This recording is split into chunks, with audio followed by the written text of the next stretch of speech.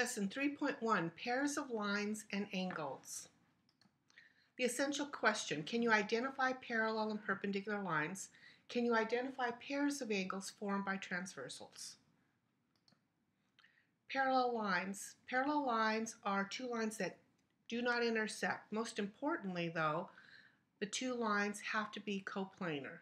So in this particular picture, we can say lines L and M are parallel. They don't intersect and they're on the same plane. And this is the parallel symbol. When two lines do not meet, but they're not in the same plane, we call them skew lines. Lines M and K are what we call skew lines. Notice M is in plane T, but K is not on plane T. They will not meet, but they are not in the same plane, so we call them skew. There is no symbol for skew. We also can have parallel planes, and we can also have intersecting lines. Let's take a look at this figure. Lines parallel to CD and containing the point A. So here's CD right here, and we want to have a line that's parallel to CD but contains A. Here's A. Now we have to make sure it's in the same plane, so we're going to want this line. So we're going to write line AB, and you can switch the letters if you wish. Lines skew to line CD and containing point A. All right, in this case, we don't want a line that's in the same plane, so we're going to choose this line right here. It contains A, but it's not in this top plane, so we call that line AH. Now, we could also have line AG as well, because that won't be in the same plane as well. Lines that are perpendicular to line CD. Perpendicular, let's get another color. We want to make sure it's making a right angle, so it could make a right angle here. So that would be line AD. And that's all we know right now. We have this perpendicular. Let's take a look at planes that are parallel to EFG. EFG is this plane right here, and we want a plane that is parallel to it, and so that'll be the top plane. So we can say plane, and you can pick three of the letters. I'll say A, B, and C. Okay, parallel postulate says that when you have a line and a point, so given a line and a point, then there exists a line going through point P that'll be parallel to the given line. The perpendicular postulate says this. It says if you have a line and a point, then there's going to be a line going through this point, exactly one, that will be perpendicular to the given line. Okay, so let's name a pair of parallel lines. Now I'm looking for the parallel symbol, which is right here and here. So I can say line DM is parallel to line EF. Now I'd like to name a pair of perpendicular lines. Perpendicular, I'm looking for the perpendicular symbol right here. So I'm going to say line BA, BM, I need to say BM, is perpendicular, and then it's going to be this line, which I can say MA. Now we have to answer the question, is FE parallel to AC? And since there are no parallel lines, I can't say that they are, and it looks like eventually they might intersect. So the answer is no, they will intersect. If you take those lines long enough, they look like they're going to intersect. Okay, let's go ahead and talk about some vocabulary.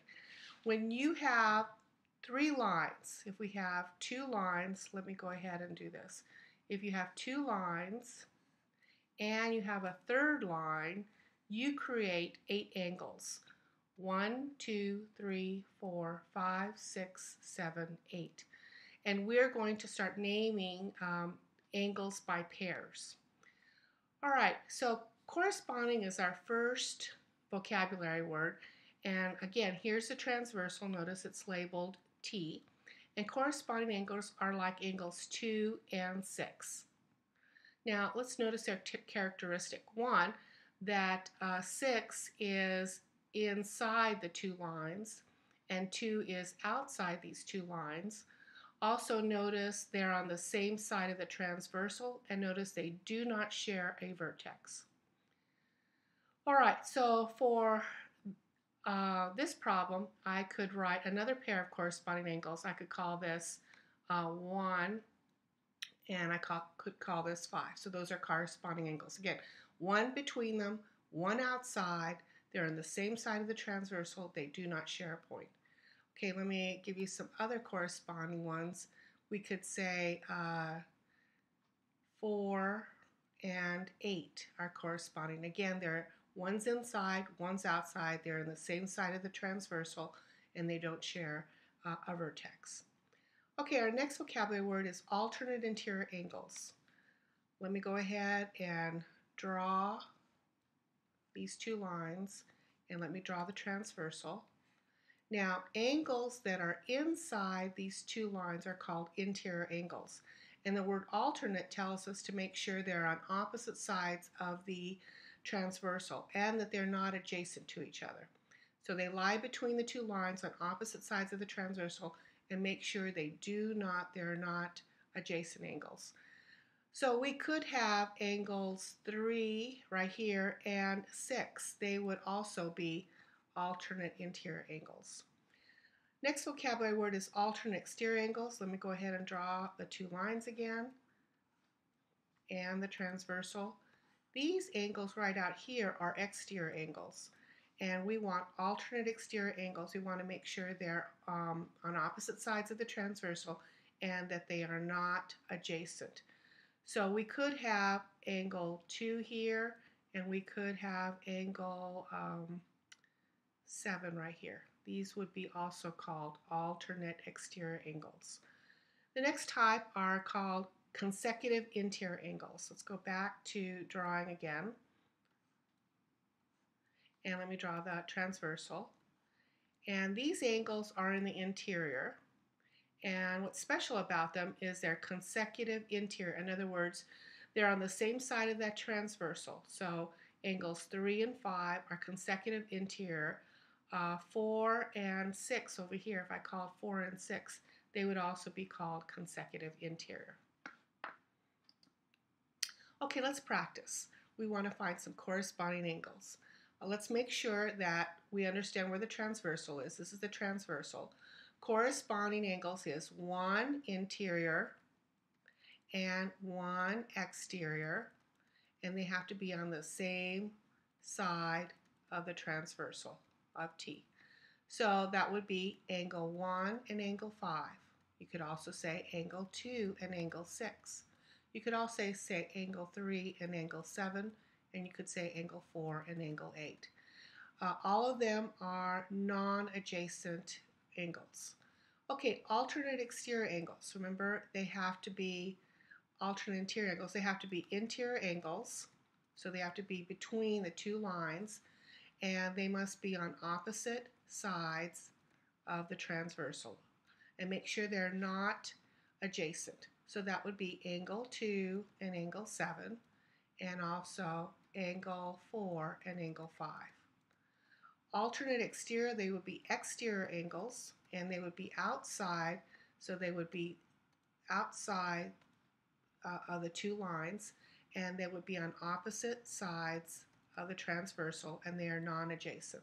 So angle 1 and angle 8, and angle 3 and angle 6.